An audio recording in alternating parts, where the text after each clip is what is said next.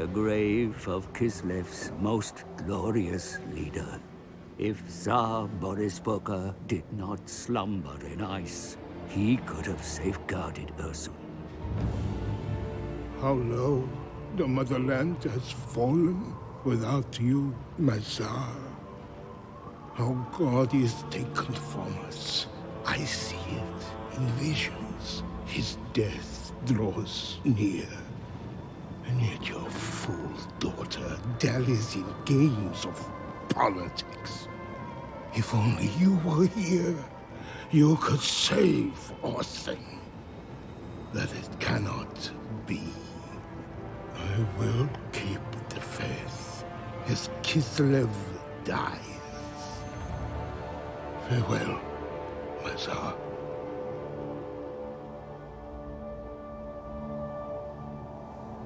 Poor Kostaltin. His zealotry blinds him to hope, deafens him to the cry from the cold void. But I hear you, Boris Bokha. Your spirit stirs in Kislev's hour of need. Let me guide you to Ursun for one drop of his divine blood. A fair price to save the motherland.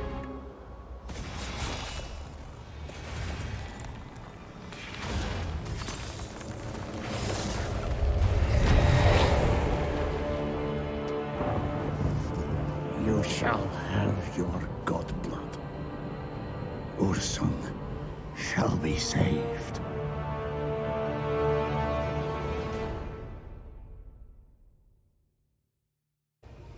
What up, my freaks? RuinousInsight here, welcoming you to part 1 of another new Total War Warhammer 3 Let's Play, chosen by you guys by community tab poll between all the Kislev and Cathay characters. Kislev's Boris Bokha, aka Boris Ursus, aka the Red Tzar. I'll be calling him Boris Ursus, as the guy's all about those bears, so it makes sense to me. You could say he's barely human. Pause for laugh track. Okay, and Dead Awakening cinematic though. Right, like he's de-icing himself by pure will upon feeling that the motherland is threatened. That's what I call a real Tsar. Anyway, before we get started, and I'm already pretty damn excited, a couple of quick things I gotta say. First, as usual, I have largely avoided spoiling myself with regards to this campaign, so lots of new campaign stuff or systems is going to be new to me, because I do like to keep the experience fresh. With the exception of a few turns played by unlocking Boris by playing Kislev. Second, don't forget to drop those likes and comments if you enjoyed this content and want to see it uploaded faster and more often, as that is based upon engagement. Also, if you haven't already purchased the game and would like to support a smaller channel like mine, I do have an affiliate link from CA's content creator program, so it's pretty darn legit, in the description below. Finally, a huge shout out to you guys for all your comments and support. I always say I do YouTube for fun in my time off, so do keep in mind that your comments keep it fun and thus keep the channel alive. Alrighty, here we go. As usual, I'm going to do a quick Lord/faction overview, give this a read, but there will be timestamps in below if you want to skip to gameplay or any particular thing. So, Boris Ursus leading the Ursun Revivalists, awoken from hibernation by Ursun's roar. Boris Bokha, the Red Tzar, is abroad once again to defend the motherland from the forces of chaos. While his daughter rules from Kislev city, Boris will wander the oblasts, thirsty to wage war on invaders and banish the fools who think to trespass within his nation's borders. Alrighty, so his faction effects, he gets plus 30 diplomacy with Kislev, or with the Ice Court specifically. Makes sense that he has bonus relation with the faction led by his daughter. I honestly thought it would probably be more, like plus 100 or something like that. But I suppose they could, you know, fight over who gets the right to rule. I wonder if they are physically able to declare war on each other or not. That'll be interesting to find out. Anyway, he's got construction cost reduction, 50% for garrison and religion buildings. I really like the buff to the garrison cost reduction, as those things are pretty expensive, so we'll be able to make a lot of fortress cities. Very nice.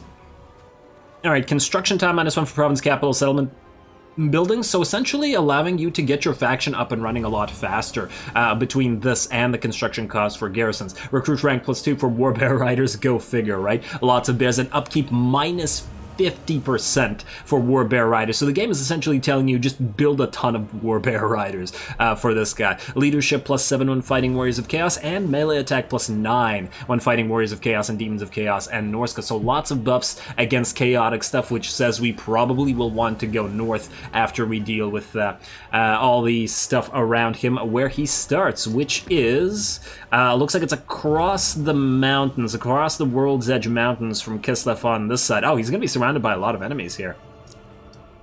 That should be fun. So we'll basically have everybody to fight. Ogres, Skaven, Orcs, Silver Pinnacles also here. Norskins and Chaos up north. Yeah, looks like a pretty damn fun fight. That's about it. Very hard is what we're going with in terms of the difficulty. And let's begin. Kislev, the bulwark against the darkness, yet the motherland suffers, severed from its god. If it is to survive, the nation needs its savior once more. The folk of Kislev think Boris Bokha is dead, but his body was claimed by the motherland, and he has slept in ice ever since. Yet Ursun's pained roar will surely have started to rouse the Red Tzar. I journey to him now. He lays at a sacred site hidden by the great orthodoxy, deep in the cold oblasts of Kislev. If anyone can save the bear god of Kislev, it's Ursun's high priest, Radi Bokha, Boris Ursus. But even should I manage to wake him, I will need to make a strong case that he should listen to me. Our goal is to rescue Ursun, the god bear of Kislev, from the clutches of Be'lakor. After fraught bargaining, my price is agreed, and I will do all I can to guide the Kislevites to their lost god. Do not tarry with your whispers, seer. I know what you are. But all that matters is saving Ursun. Let us get on with it. Your Majesty, it is wise to begin your quest to rescue Ursun far from the motherland, in territory once claimed by Kislev centuries ago. Ruins of ancient Kislevite forts should be retaken, but the orcs bar your way. Make war on the Greenskins and wipe them out. Heading west across the High Pass may well secure a route back to the motherland and strengthen the nation, but could undermine your daughter's reign. Perhaps it is better to go north. That is where the forces of chaos gather. Demons desperate to scour Kislev. We have a chance to head them off and ensure they never set foot in the motherland. All the while, my tome ruminates on a way to bypass the Maelstrom, so we may enter the Chaos Realms and save Ursun. Until then, the Red Tzar walks the world once more. Let Kislev's enemies cower at your name. Alrighty, Ursun Revivalists. I already love Boris. He's so awesome. Look at him. That's a pretty cool looking, I take it that's an ice halberd. Alrighty, so Ursun Revivalists, how they play? I take it they're pretty similar to the other Kislev factions, but hey, we're about to find out. So, Motherland. Kislev factions gain the devotion of their people through various actions like fighting chaos and the construction of religion buildings. Devotion is used to perform invocations of the Motherland related to one of multiple Kislev gods. Alright, so that is this thing, the Motherland and devotion. Boris also gets that reduction for religious buildings that he gets, so it should be pretty effective. Ooh, wow. Some sort of... It's a dragon corpse or something, or some sort of giant snake. Anyway, I get distracted by map. Get used to it. The Ice Court, powerful Frost Maiden heroes and Ice Witch lords are trained in the Ice Court before they can be recruited. Their training will take time, and choices made during the process will influence the character traits. Once again, similar to the other Kislev factions, lots of access to the Ice Mages for the Tsarinia in particular. And Atamans. The rulers of Kislev may appoint Atamans to govern over provinces that they control, and Ataman provides bonuses to their territory they oversee, once again, similar to the other factions. Alrighty, so defeat an army belonging to the faction Darkland Orcs, so we start with a, oh wow, tiny little Gobbo army. That's adorable. Yeah, okay. Let's see. Oh, we start with, well, yeah, we start with bears, right? Bear Man starts with bears. The bear necessities, I should say. Oh man, this campaign is going to be nothing but bear puns. I wonder how long it's going to take to run it. Ooh, a little Grom. Siege artillery. Oh man, awesome. 35 speed, not too bad actually. It's actually faster than the faster than our Kossars, our hybrid infantry. Neat. Oh, also, wait, when Boris's infantry thing was loading, he had the wings on his armor, like the winged Hussar wings. Hussars. I guess these guys, I guess all bear riders also have those. I guess they disappear when he's in infantry, and then presumably he gets his bear mount later, and then he gets those.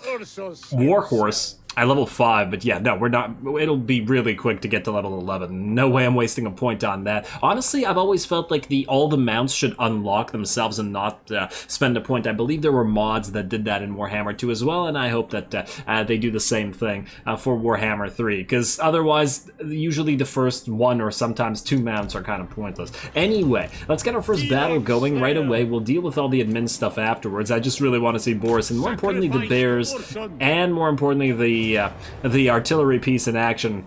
Everybody's important. Let's get to it. Ah, look at that ice halberd. I'm very excited. I'm very excited to build an all-bear army. A few big old elemental bears, some of these bear riders, a couple of those... I believe some of the artillery are drawn by bear sleds, or... Those look like bears. All bears. Oh, and I think Boris has also got some buffs towards Tzar Guard, but I could be wrong. I guess we'll see. Alright, let's take a quick look at this before we fight, as I need to... oh, yeah. Yeah, it is drawn by bears. Oh, man, that's a big old cannon. I love it. I absolutely love it. Huh, and it's like a magical cannon? Just, well, at least, it's not using wheels, it's got ice under it. Interesting. Armor-piercing collision attacks. Oh, 40-28, it's actually not too bad. It appears to have some fighting capability. Nice. Well, I guess that makes sense. You try to attack it and the bears get angry at you. I guess it's sort of equivalent to the, whatchamacallums, the Cygors and the Bone Giants, that sort of deal. Alright, let's put you guys here, attack the enemy, and let's take a quick look at Boris as well. No, wait, those wings are back again. Any history buffs out there? Did infantry ever use these things, or was it only Cav that did? Oh yeah, the bear riders look fantastic. Oh, I'm so excited. Yeah. Alright, let's get to it. A really quick battle, and we're gonna make this one a regular battle, not a cinematic one, just because it's, well, it's gonna be a pretty easy one. Obviously fire at this one, so the cannonball might actually hit the goblin archers behind here. Ooh, I want to see what it looks like when it fires. Pretty low to the ground, and there we go, right into... okay, wrong enemy. It hadn't retargeted yet, that's fair enough. I should have told it to target the other unit immediately. It still looks very strange without blood, though.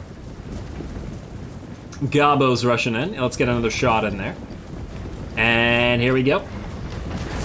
Not a bad hit. Not a bad hit at all. Looks like it killed 15 Gobbos with a single shot. Actually, quite nice. Looks like our ranged units are going to start firing as well. Oh, and I didn't actually take a look at the Kossars. I mean, I had to play one of the factions for like 30, 40 turns, something like that, to unlock Boris. But it was super quick, and it's basically just all auto-resolving. Alright, so these are your most basic troops that you have, the Kossars, although they're still quite nice. I mean, all hybrid troops, just like the whole Lothern Sea Guard spam for the High Elves. Oh, damn, it's still slow. I was like, what the hell's going on?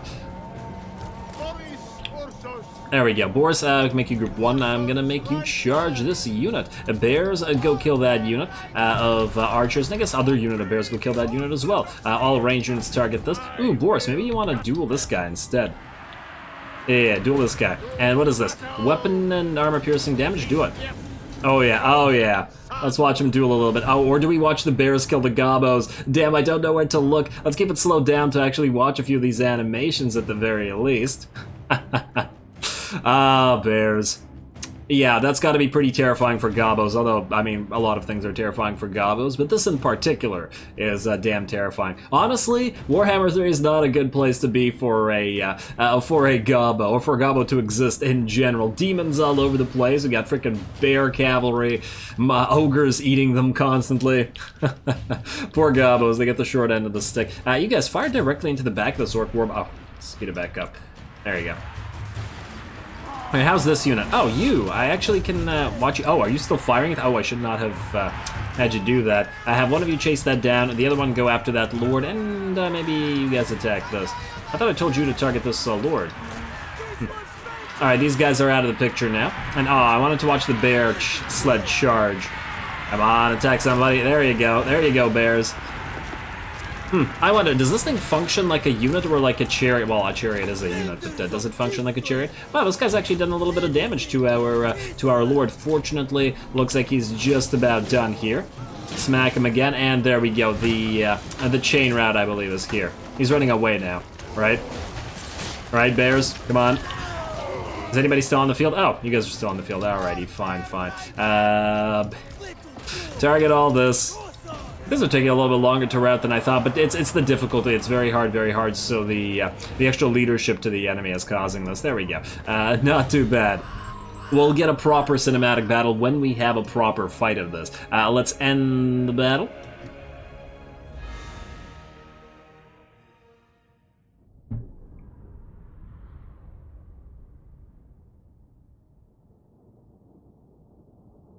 All right, come on now. Take a little bit of a while to load. At least with cinematic battles, I can cut out the loading times to a degree. And there we are. Let us see. Leadership was... Oh, we can heal up to full. Huh, I wonder, can we move to... Oh, right, this isn't a territory. Yeah, we might as well heal then. Honestly, the other rewards are all kind of garbage. Yeah, let's heal.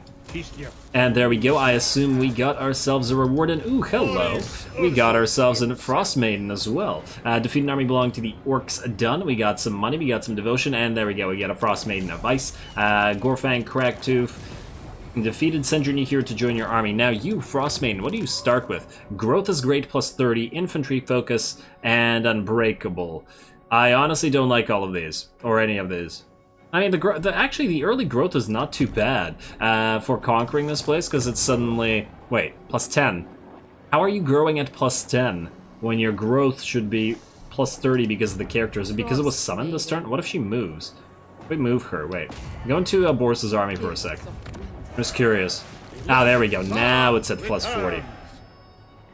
Send you here to join army, done. And I guess we build up some stuff and then attack. Oh, we can reach Uzkalak right away, actually. We don't technically have to wait. The only thing is, this is a walled settlement. I wonder how difficult it would be to attack a walled settlement like this. We do have an artillery piece. That is also true. You know what? I think we just straight up attack it. Wait, let's do research so I don't forget. Now for these guys, let's see.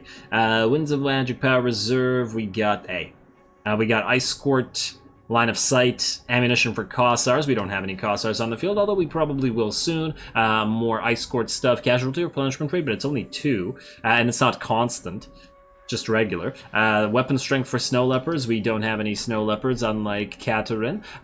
Melee defense for Kossars would be fairly decent. More growth, but it's only plus 5. It's pretty weak. I guess melee defense for Kossars. We will probably have a fair few Kossars, especially in the early game. Alrighty, well, let's get to this. Uzkalak, we will attack you. I wonder, we could probably siege you as well, can't we? Get some towers. Would towers really help us here? I mean, we could build a ram, but then we have an artillery piece. We could just knock down the gate anyway. So would there be any point to doing so? I feel like we just attack, and if it turns out to be a nice fight, you know what, maybe we can just make it a cinematic fight, since we'll probably get a little bit more of a fight out of this. Let's get to it.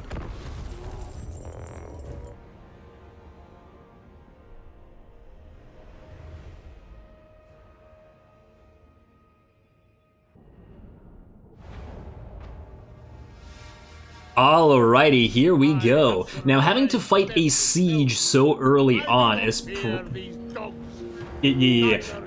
Having to fight a siege so early on is pretty tough, generally speaking. However, and I do wonder whether CA purposely designed it this way, this particular map appears to be kind of disadvantageous for the siege defenders because of this giant fortress up here, or whatever the heck it is. Yeah, it does look like a giant fortress. Honestly, it should probably have some towers or some artillery, rock lobbers or something firing down from it, or I don't know, doom divers, catapults, whatever. Anyway, the reason for that is because this blocks off the area with the towers, and the enemy towers do look pretty good. They do have missile damage that is explosive, meaning that if it were to attack our basic units, like our Kossars, with their hits, it would probably just decimate the unit with a few shots, as opposed to, you know, like regular arrow towers that we've been dealing with that are built over here. So obviously we are going to approach the place where we are out of range of the enemy towers on the side over here. We are also going to use our little Grom to hit the gate and break it so that we can get through with our bears and our Lord and our Frost Maiden, just to rip apart the defenders. There are not a lot of defenders, so once we're past the point of the walls, it really shouldn't be all that difficult. As we can also see, our Kossars are moving up closer and closer to the enemy city, as they do have their range ability and might as well get a few extra shots on the defenders on the walls before we head in with the bears. Come on, guys, lining up. Are they able to fire at least a little bit? I think they should be in range now. There we go. Volleys are in. Still gonna look a little bit bizarre without blood, but hey. I'm too impatient to wait for blood, unfortunately. Or maybe fortunately, who knows. There we go. Alrighty, not a lot of gobos dying as yet, still a full 160. Come on, guys, be a little bit more accurate, would ya? I know that there are walls blocking you, and they do have shields, but try a little harder.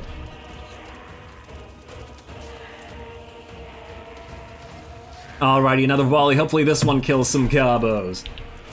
And let's see what we got here. Ah, there we go. The first one is dead, but they have lost, like, I don't know, maybe 10 to 15% of their HP, so they're slowly starting to drop. Fortunately, the gate goes down by concentrated fire from that, or concerted fire, whatever, from that little Grom. I'm actually surprised it takes so many cannonballs to get through what appears to be a wooden ramshackle gate. I figure a blast or two would have probably ripped that thing apart, but hey. Anyway, now that we are through the gate, we're gonna move everybody forward. The ranged units are gonna get a little bit closer as well, but we will send the bears and the lords and heroes in first. Also, I just want to see, it took half of the little Grom's ammunition to take out that one gate, which is a little bit much. If it were attacking these towers, which have 7,500 HP, and gate's health is 6,000, it would take like 3/4 of the ammunition, or base ammunition without buffs, of the little Grom to destroy a single tower. Thus, if you're assaulting a wall that has like, I don't know, 4 or 5 towers, whatever, you're gonna need a lot of these little Groms to take them all out, which is kind of interesting. Alrighty, and still not moving completely in with our Lord or everybody yet, because we do still have a little bit of shots that we can get in on the enemy Orc boys and stuff. Unfortunately, it's once again not dealing out a crazy amount of damage as yet, but you still got to keep in mind that these are early game units. We don't really have buffs or anything like that for them, and it's not surprising. Plus, it's not like they're firing from a super advantageous position either. I feel like a few of these shots are probably going past this and missing and hitting this little rock formation. Also, while they're doing that, there we go, moving in now. Just want to take a look at this map, which is looking pretty damn cool. I love me some nice maps. Ooh, there's like a citadel back here. I still wish that we could just like have to fight all the way out to here, but that might take a while. Maybe for a special map, like a larger location. Oh, there's some stuff down there as well. Ooh, what's this? Is this a tower on this little fort area, or is it just some sort of rock construct that the orcs have? Yeah, you gotta admit, this is a pretty glorious orky map right here. I just still feel like there should be probably some units firing down from all this stuff. Anyway, let's see. And now moving in, we got our Frost Maiden moving up as fast as possible. She does have access to her spell. There we go. Let's see how much damage that did. Maybe 15% to them, something like that. Not too bad. That was the non-overcast version, however. Just the regular spammy version. I prefer to save the overcast version for when we have a bunch of units blobbed up together so we can deal out max damage. Ooh, that is some nice animations from the Frost Maiden there.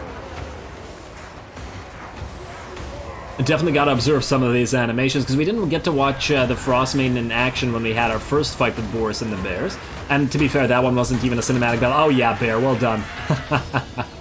See? Boris is so happy being surrounded by bears now. He's just sad that he doesn't have his mount yet. I like the idea of the Frost Maidens that are with Boris just wading into battle with him together. Leading from the front, as it were.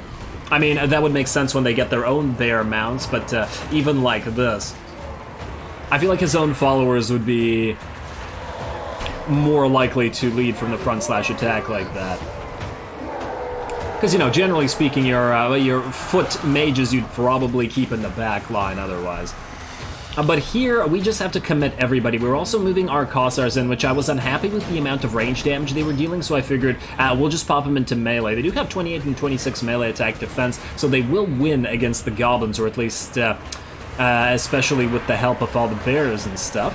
We also do have one of our units which did get hurt, this Kossar unit, but we're going to keep it up on top of the walls, A, to fire down on the enemy, and B, to have these towers be captured for our favor, so that when enemy units rout, they run out of the city and get attacked by their own towers.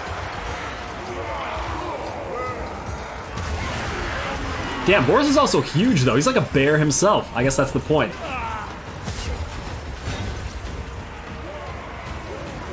How much bigger is he than the regular Kossar? I'd like him to like walk beside a Kossar. I mean, just comparison here. Pretty damn big. Look at that. He's a freaking giant. The orcs might think he's an orc. Alrighty, meanwhile, speaking of orcs, we got Arab boys and Gobos routing, and another unit of Gobbo archers routing. The War Riders have largely taken them out. There is, however, another unit of orc boys still fighting. Gonna get a spell going on them and try to deplete their HP a little bit further, but they should rout themselves fairly soon. They're shaken, they got frostbite on them, so they even can't escape, and here comes the Frost Maiden to help out. I really like that glide animation that they do. It's pretty cool. Oh, and then leading into that glide attack. Really need to get her bear. Alright, and then what we have over here? Boris fighting by himself against the unit of Gobos, while the Kossars support him by firing almost point blank into these Gobos. I think even with their relatively low range damage like this, the accuracy should be pretty damn close right in front of the enemy units, and just like that, they rout. Well done to Boris. Good job tanking for the Kossars, especially considering he has the melee defense and the splash damage. Now that we've done that, we do still have some enemy towers to contend with. You can see that this one's at 4202 HP, and we are firing on it with our little Grom, as well as with the Kossars. It's really nice to actually have units that can damage towers early on, because in the Nakari campaign, until we had Furies, we weren't able to fire on the enemy towers at all and had to keep taking hits for them. Also, can the War Sleds fire while moving or no? Armor-piercing collision attacks. Don't think they can, but I swear I saw it launch a cannonball while it was still moving, but maybe it had stopped. It doesn't have the fire while moving trait. And yeah, over here, unfortunately, it's moving forward right here because I told it to attack this tower. But I think because of the way the terrain works here, it can't actually range that tower from here. I'm going to try to move it all the way back to see if it can work on firing. Anyway, over here on this flank, the bears have cleared out all the orcs and Gobos. Boris Bokha has won again, or Boris Ursus, rather. I lied about calling him the same thing every time. Once again, charged by himself with the help of some ice support from the Frost Maiden there. I think he should be able to take care of these Gobbo archers just fine. Why didn't I send the Kossars to help him? They were busy destroying this tower, while the bears were obviously chasing off the other a bunch of units. And just like that, the enemy army is pretty much broken. The balance of power has shifted vastly in our favor. You have lost the victory point? What victory point? Oh, probably one of the gates. Oh, and see, there is a unit out there now, and we still do have our Kossars who tried to get off the wall to fire on that tower, but fortunately we get them back up there, and then we have our towers attack, well, now our towers attack them. Oh, and these are... Ooh, I'm excited to see what all the different tower effects look like here. This is obviously the Orky tower effect. There we go, explosive damage, very nice.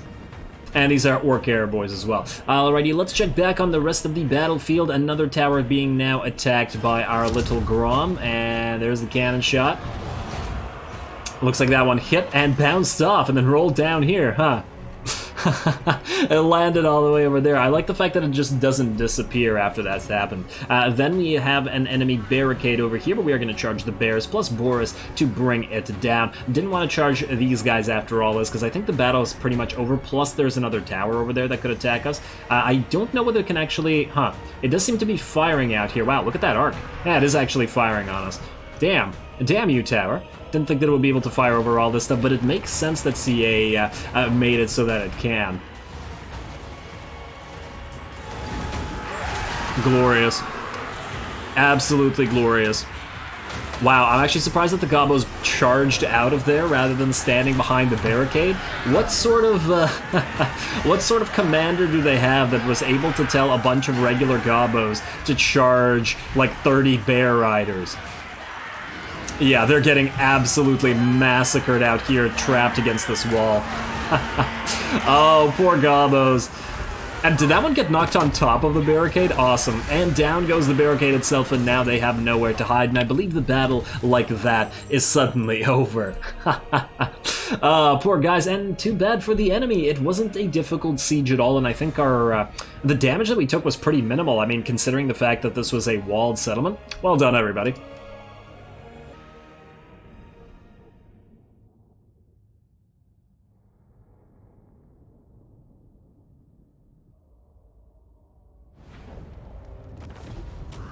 Alrighty, not too bad at all, only 52 losses. Granted, we only deployed 300, but despite the fact that it was a walled city, it really posed no kind of threat. Kind of an unfortunate setup for the orcs in that there was no overlapping kill zone, or that there was no tower. There was a blind spot, essentially allowing us to approach the enemy city, and thereby, you know, who cares about those towers if we don't even need to deal with them.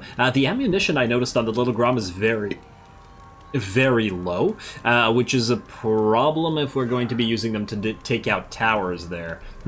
I guess we'll see. Anyway, occupy the place for obvious reasons.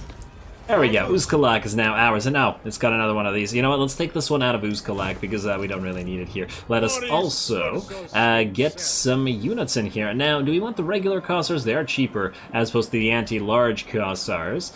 The anti-large Kossars have 4 more melee defense but less melee attack. You know, let's go 1 and then 1. And then we'll see. I mean, I don't expect we'll be using too great an amount of these guys in Boris's army, but, you know, early game, we don't have much of another choice. Now, Heroic Resilience, melee defense plus 14, augment if hit points are less than 50% base. That's a pretty damn nice augment, and I think we'll do it. Ooh, let's also take a look at some of the stuff in the street. As one with Ursun, enemy leadership -8, but we also lose leadership ourselves, but gain it back through aura leadership. Interesting. Resettler, growth plus 10 for all provinces, no colonization cost. Ooh, very nice, if there are enemy ruins. Huh. I guess that gives you an option to raise locations, because you can... Well, I mean, it reduces cost, but it won't reduce the... if we have a lord maybe following around recolonizing stuff. Gotta think about that one. Let's see. A grand builder. Construction cost for all buildings. A local province. Alright, some nice empire sort of stuff. Diplomatic relations with Kislev. I would think so, because he's the Tsar. Alrighty, let's see, unit experience. Well, I want the aura leadership effect for our base game units, and then we'll go for other stuff afterwards. Alrighty, that's you. Now, I'm expensive. That's too expensive. I was about to say maybe we could do global recruitment at the same time, but no dice. Already 50 growth is not too bad early on. Yeah, I like it. Let's end the turn, and let's, I guess, continue taking this province. Next up is Falls of Doom, and then, oh, Uzkulani. Maybe we were supposed to go for Uzkulani first, but I assume, oh, it's probably just a ruin that we can settle. Oh, and it's got pastures for more growth as well. Did I make a mistake going straight for Uzkalak? I don't know, it is the province capital. Wouldn't want it to be defended by an actual enemy army. I think we're fine. Let's end the turn. Ooh, we also gotta think about getting some devotions going. I believe there is a devotion that is, or a devotion, an invocation of the motherland, rather. Recruit 2 new units, lovely. with some devotion. Boris needs you. Cleanse Uzkalak. Done. Okay, treasure and devotion. Ooh, wait, this actually has a... this actually has a little bit of lore about Uzkalak. Let's give this a read. Usually I skip some of these, but not the lore sort of ones. Like, this settlements are cities or ports on the campaign map. Like, this is just introductory quests with this. Uzkalak was nothing more than a tiny slum when last Kislevites held Fort Dorjny Vort. But over the centuries, it has grown to be the dominant settlement in this region. Occupying it will let the Greenskins and others know there is a new power here. A new power is rising. Alright, maintain control of the following one province. Yeah, we'll do that. Kislev once claimed this entire region and should do so again under the rule of Boris Ursus. Take the other settlements in this province and own it all. We'll do so. What does Boris need to send word to Fort Dorjny Vort that more warriors are needed? Okay, yeah, sure. Let's see, Uzkalak. Now, you start with... Ooh... Iron, minus 3% upkeep at max level for all armies. We obviously start with growth, but damn, nice. Oh, market. Actually not that much. At level 5 it only gives us the 300. I guess it'll produce more iron by virtue of being here. What else could we use? Oh, our control is kind of weak, but we did just conquer the place. I guess we start with the roadhouse for the control and the growth. Alrighty. We shall begin with that, and spam growth. We'll take the Falls of Doom next, so let's move here, and I imagine that we can hit it next turn as well with a decent number of Cossars. I cannot eradicate chaos alone. You can try. Let's get a couple Cossar Spears, and then we'll get a couple more Cossars. I mean, this Cossars is the only thing we can get right now, so not much of a choice, right? Motherland. Let's see. Let us see. Oh, right. Wait, we're not on this thing. Right. So we don't actually benefit from this? Are we actually able to get early groundswell and growing influence and all this stuff? Can we confederate other Kislevite factions, or is that only for the Great Orthodoxy and for the Ice Court? That's the question. I guess we'll find out. And yeah, as I was saying, growth, there is an actual growth thing for this. Supporters gained 1 when gaining a character rank. I guess these guys will be gaining a lot of character ranks in the future, but you know what we'll be doing more of? We'll be doing more of constructing buildings, a lot of them in fact, and then occupying settlements, at least a couple. But the growth, honestly, I feel like the early growth is probably worth it, even that if that doesn't give us many supporters, and I'm still not sure whether we actually gain anything out of this. You know what? We might as well give it a try. Although that'll, oh wait, that'll do a chaos incursion, won't it? When we have low devotion. Right now, devotion is in supply, so there's no chance of a chaos incursion. Huh. Alright, well, I still think we go for the growth. We can always get the devotion back. It's being gained fairly fast. There we go. Invoke. Alrighty, and save the motherland. Perform 10 invocations of the motherland, despite not being involved in the struggle for support. Oh yeah, there we go. Taking place between the Ice Court and the Great Orthodoxy, other powers within Kislev ruling classes may draw strength from performing invocations of the motherland. See to it that the Kislev people receive ample blessings from their gods. Okay, so we have to do those anyway regardless. Perfect. I'm happy with that. Alrighty, let's go to next turn as we are recruiting units, and then let's hit the Falls of Doom.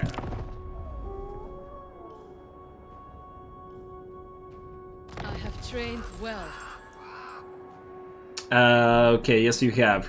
You have gained yourself a rank, and therefore... we can only put it into Ice Maiden's Kiss. Damn, gotta get some actual damaging spells other than Ice Maiden's Kiss. Although, it's a pretty spammable breath attack, so... You know, breath attacks are pretty awesome. Falls of Doom.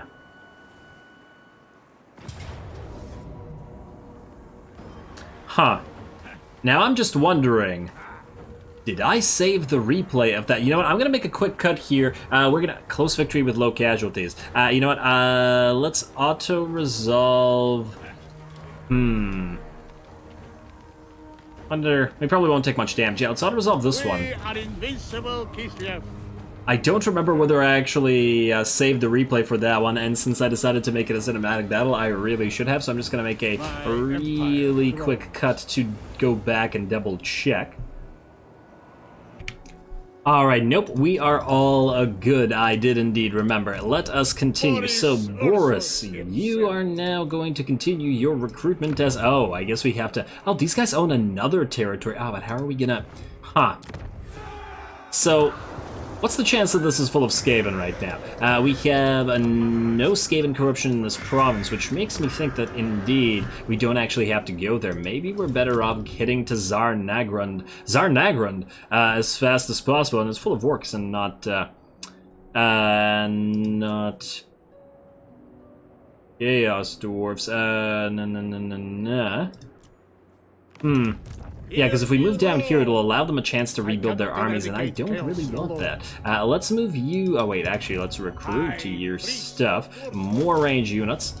And then let's get a Temp Lord here. Boyar Tactician, Boyar Confident, Boyar Strong.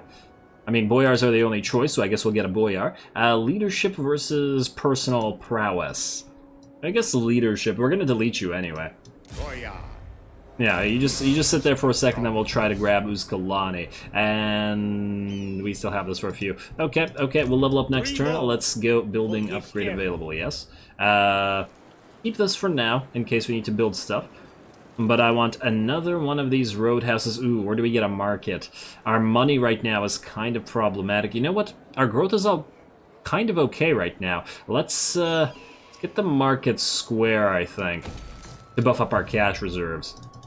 And we'll deal with the other stuff afterwards. Alrighty, let's end the turn. Oh yeah, see, we now have a yellow, I think is the medium chance to get a Chaos Incursion. No, low, devotion is low. There is a small chance of a Chaos Incursion, not a medium. Okay, whatever. You can't hit Tzar Nagrund in a single turn. I wonder if you'd be able to from here or not. And are they building anything? We're probably better off just sieging the place. Oh, it's at level 2 now. You know what? Just walk up to it. Screw it. Screw it. I know that'll reduce the growth here by 30, but probably worth it. We can do this. Fort or Uzkalak. Let's go for Uzkalak first. Increase the growth by 10. And then you, let's hope that you can afford this. Hopefully this is not, is it going to cost like 2,500? Yeah. Quite a bit, but do it. More taxpayers. And hey, we get 5,000 back. Beautiful. Kislev once claimed this entire region and should do so again under the rule of Boris Ursus, which we already read. You control one province, but more land must be acquired if you're to fund a successful war. Get a second province.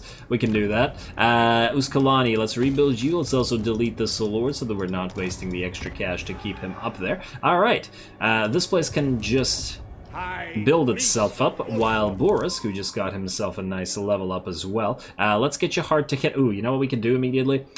I'd usually go for the personal buffs early on, but I think since we have multiple bear riders already, we could just buff them up immediately. Yeah, alright, let's buff them up. Honestly, an early stand your ground would be quite swell, so we could just go bear riders plus little groms and war sleds and just have tons of bears, although that will be meaning less Zargard and stuff, but not a huge deal, I think. Alrighty, commandment available as well. Ooh, hello.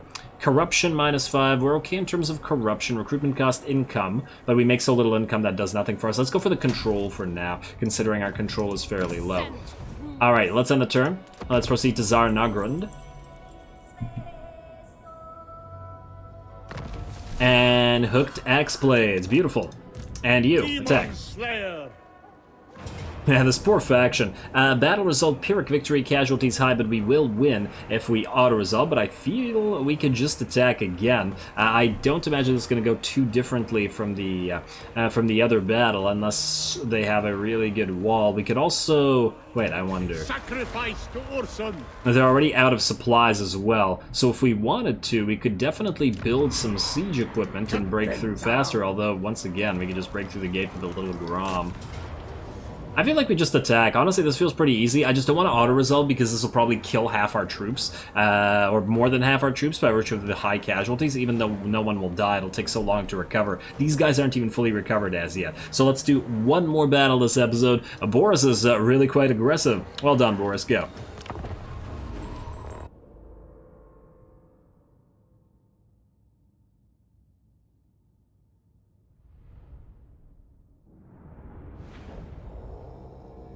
Alright, here we go, round 2, and unfortunately for them, we got the exact same setup, same map as last time, which means they have absolutely no chance, because they can't leverage the power of their oh, I spoke too soon. Got these guys a little bit too close. I think what I did is I clicked on this one. Yeah, you can see that the setup is in such a way that it wouldn't get hit by this tower, but I missed this one, because the little tower icon is over this one, but not over this one. Screwed myself over, so we took a little bit of damage on our Kossars, or at least gonna take a little bit more. Sorry, Kossars, my bad. But anyway, yeah, this should be, once again, pretty easy, especially as it is the same sort of garrison that they had last time, but now we have 3 times as many Kossars as we did last time. And ooh, what's over here? I love all the little map details. They're really fun to look at. Ooh. And we got Dwarven Karak pieces up here with all these crazy walls. Oh, look at that construction. That's awesome. Let's see. And then we got, looks like, more Dwarven stuff, obviously taken over by Orky stuff, but still. Oh, and more over here. Damn. It's got a pretty big hold over here. Neat. Neat. Wait, and this is just like in the middle of the Badlands, in the middle of a hollowed out mountain, it looks like. This is really cool. I love it. I absolutely love it. Really need a Warhammer RPG. Somebody. Damn it. Anyway, next time I promise that if we fight another easy battle like this, I'm just gonna make it a regular battle as opposed to a cinematic battle. The thing is, I still haven't gotten enough of seeing the animations of all of our stuff yet, and I just really wanted to see them one more time. But yeah, this is obviously gonna be way, way too easy by virtue of the fact that the enemy, once again, is completely screwed by this map. To be fair, I had no idea that this would be this map again, so yeah. Alrighty, oh, it looks like some of the orcs got brought down by our archer fire, and we do have quite a few more archers than we did before. Let's check out that gate as well. We got 925, so that's what, 1 shot, 2 shots, 3 shots, 4? 2 shots, alrighty. Oh, did that one make it through, or is that just the dust coming off the gate from the hit of the cannonball there? I can quite tell.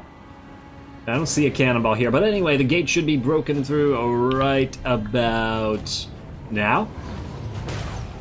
There we are, and now we can start streaming into the city as well, just like last time. Poor orcs, they got so screwed by this, and this particular map. Would be nice if there was a little bit more variety, like in terms of the this being the exact same map as the other one, and they're really close by to each other. I feel like they should spread out different map types in a single area, so that you don't get repeat ones like with settlements right beside each other. You know what I mean? It would like artificially thus increase the difference of the types of maps. Oh man, I also can't wait to see what the modders come up with regards to new maps in this game too. Got a lot of awesome assets to play around with now that they can probably, you know, cannibalize into new maps. Oh, here comes the gliding Frost Maiden. And starting off with a hit on that ice. And, while they're lying down, she got deep into the formation. Probably not such a great thing, but they are running away. And besides, there are gobos as well. What's her speed? 46. Quite a bit faster than Boris, but to be fair, he's not gliding on ice.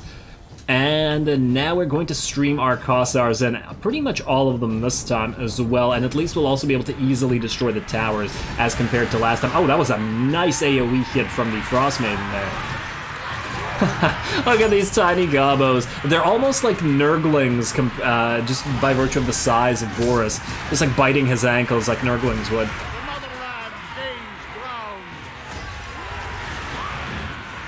And this is why I wanted to make it a cinematic battle, just because I haven't gotten anywhere near enough of this. Ooh, and that's an overcast version of the spell there, which basically destroys one of the units. In fact, I just slowed it down for a second. I want to see what the... Wait, can you see through this information screen what the overcast damage is compared to the non-overcast damage? Damn it. Let's see, Ice Maiden's Kiss, wait, if I hold Alt, no. Right-click to view in the unit spell in browser, yes. So, toggle upgraded spell, 16 to 32, so twice as much damage, but not twice as much cost, so pretty darn decent. I guess minus the miscast chance. Alrighty, back into it. Certainly quite useful at dealing out damage to blobs of orcs. And here we go, the bears are here and the Kossars are also here to help out with adding some melee damage to the enemy, as we probably do want the bears to have at least a little bit of a meat shield, although I guess you probably shouldn't be using range units for them, but obviously the Kossars are cheap, easily accessed, and recruitable from pretty much anywhere. And yeah, these guys do feel a little bit too loud. I might try to adjust the sound settings, although now I'm not entirely sure which sound setting controls the battle effect sounds. Is that an effect sound or is that a voice sound? Also, unfortunately, we're getting a little bit of friendly fire into our Kossars from our own units firing. I did try to tell them to fire on a unit far away, but I guess it moved a little bit closer.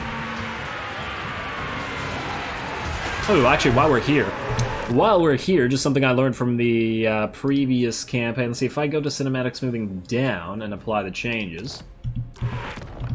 Let's see, how does this work? Ah, okay, that's interesting. The camera moves quite slowly. Oh yeah, that does seem nicer. Although it's really hard to then turn around quickly like this. That's gonna take some getting used to. Maybe I'll just go half at first, but it does make the camera look pretty nice like this. Certainly doesn't move so fast that it feels like you're gonna have an issue with it. Maybe I can get used to this. This is just based off a suggestion from another campaign. Alrighty, but I don't like how that still moves very slowly when... Yeah, okay, no. Wait, is there a way to toggle that? Okay, let's put it back up to, like, here. Or, I could do this, for example, only for the cinematic battles and not for the regular battles, but keep it on regular smoothing otherwise. That's another option. That's a little bit better, and I feel like I can move the camera to where I need to be, but then when scrolling down... Sorry about this, guys. I'm just trying to make it so that we have better cinematic battles. As there is an obvious great amount of glorious spectacle in this particular game, and it needs to be seen, damn it, especially the bears. I really like these riders, too. They look pretty awesome. Alrighty, obviously we are also getting our Kossars firing on the enemy arrow tower over here, which is dropped, and then they can move on to more arrow towers. Yeah, once again, very nice to have this amount of Kossars, as we can now take out those towers really, really quickly and prevent them from killing our units. Bears are running around chasing any enemies that try to get away. Probably not something you should necessarily be using bear riders for, chasing routing units, as opposed to fighting, but hey, as long as they're effective, right? Oh, some Gobos running around, and I think these guys are actually trying to route, but they don't know where to go. There's Kossars here, there's Kossars firing at them from on top of the walls that are now ours and are benefiting us. Ouch. Alrighty, next tower over here, still at 5,000 HP. We do have our little Grom moving in. Can't wait to get a few more of these in combination with a few more war sleds. And otherwise, yeah, our Kossars are just going to move up and kill that arrow tower. Battle should be just about over once again. And yeah, as I said, next time we fight this exact same map with a tiny garrison, I'll just make it a non-cinematic regular battle to show you guys the various, I don't know, decisions and stuff that I make while fighting. But I hope you can appreciate all the animations. I still find it's kind of interesting how the ball bounces off. Wow, this is exactly what happened. Oh, interesting. This is exactly what happened in the previous battle, with the exact same way that the cannonball bounced, too. Interesting. I wonder if the second ball is going to go exactly that. Oh, damn it, got brought down by the Kossars before we could find out. Anyway, I think they will rout as soon as one more unit routes. So this Orc Arrow Boy unit, maybe this unit, which is about to get fired on by those Kossars. They are starting to hurt our little Grom, actually. Quite a bit. And there we go. This unit is almost done. They're wavering. We're trying to get through the barrier yet again. Man, even the barriers in the towers are set up the exact same way. But not to worry, one of the best things I think about this campaign is going to be the sheer variety of enemies that we have to face, so we'll be facing a lot of different settlement types, presumably as well. And I do believe we're done. That's broken, and tower has gone back up, but it's going to... Oh, there's the chain route. I see you, leadership. Wavering army losses, and get ready to rout out. There we are. Perfect. Everybody shattered. We're done. Once again, I think we took relatively minimal losses. Took a little bit more damage this time on all of our Kossars, but there was quite a bit of friendly fire there, unfortunately, due to the blob that we had. Should have probably pushed the bears out a little bit further instead of having the Kossars charged in, but I did want the meat shield so that our bears didn't suffer too much, as I don't want them to take many turns to heal up, because we can always just rebuild the Kossars. Anyway, let's see how much damage we actually took here.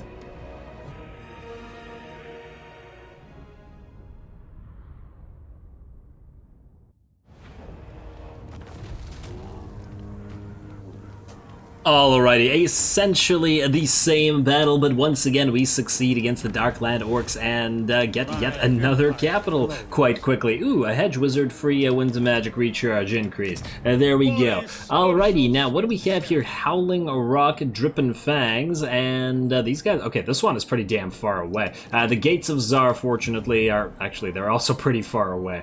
And a Demonic... Oh, damn, what the frickin' hell? These Darkland Orcs, how many territories do they have? They start with, we've taken what, 1, 2, 3, they started with 9 territories? Damn, that is quite the amount of territories. Well done for them. Maybe we should be a little bit careful about overexpanding into the Darklands here. Although I think we're doing reasonably well. I mean, if we push all the way to the Black Fortress here,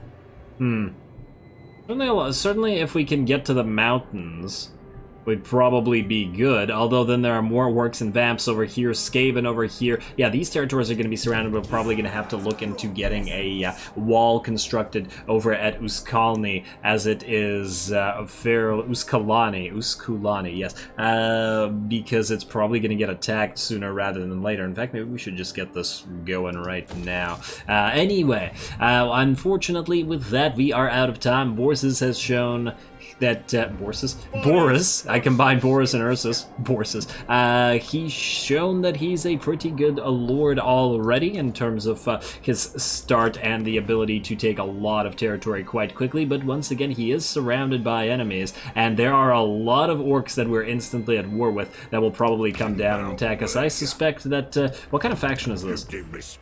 Oh, it's an Ogre Kingdom faction, okay. Yeah, we'll have to try to figure out who we attack and who we don't attack, essentially. Oh, is there a Dwarven faction up here? Maybe we can make some friends with Karak Azorn. Importance to the Ogre Kingdoms, although I'm willing to bet that the Ogre Kingdoms won't like that. Anyway, as I said, I'm going to call that here. Hopefully you guys enjoyed this first episode with all these capital locations, and next time stay tuned for more orc killing at the very least, and possibly various other faction killing. One of the best things I think about the start is that we're surrounded by lots of different types of factions. Vamps, Orc, Skaven, Norskins, Ogres, and Dwarfs all around us, so plenty of variety to be had as we keep going. So with that said, as always, I do appreciate any and all feedback with regards to the gameplay or the way I do things on this channel. Don't forget to leave a like and comment for your friendly neighborhood heretic. Excellent. All glory to the algorithm, and thanks for watching.